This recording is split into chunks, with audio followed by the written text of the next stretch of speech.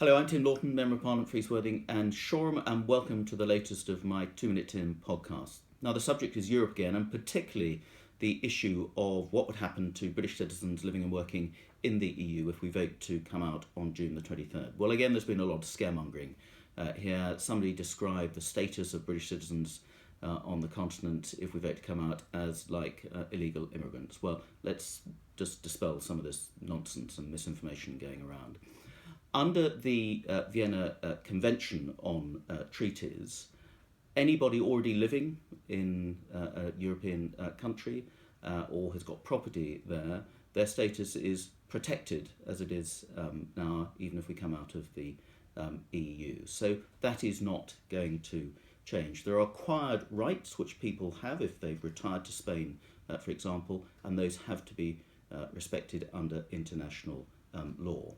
But this works both ways as well. Let's not forget there are about 320,000 Brits living in Spain, many of them elderly people who've retired there. There are about 250,000 Brits living and working in the Republic of Ireland. But there's some 400,000 French citizens living in London alone. London's been described as France's sixth largest city.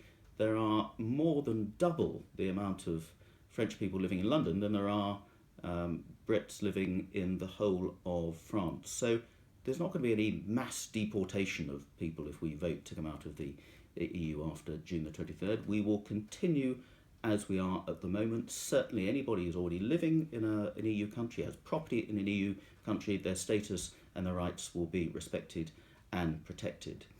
Let's look at the case of Greenland, which was the only country to have come out of the EU, although it's part of Denmark.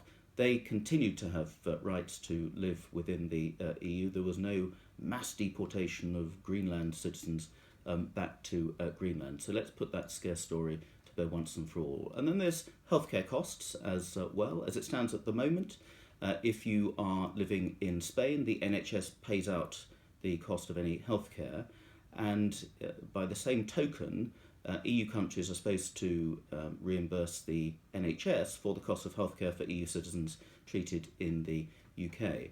In fact, what's happening is the NHS is paying out a lot more for British citizens in other EU countries than the NHS is getting back from EU citizens in the UK. So we are already paying for healthcare costs of British citizens living in the EU countries, and that would continue just the same if we vote to come out. So another scare story put to bed. In terms of people's working rights, and again, this is one of many things that will need to be negotiated after we come out of the EU. It's going to be a long and complicated negotiation, but it means that we can choose what skill sets we want to come into this country. But similarly, there are a lot of British people working on the continent who are benefiting those economies of the other EU partners there as well. So common sense will prevail.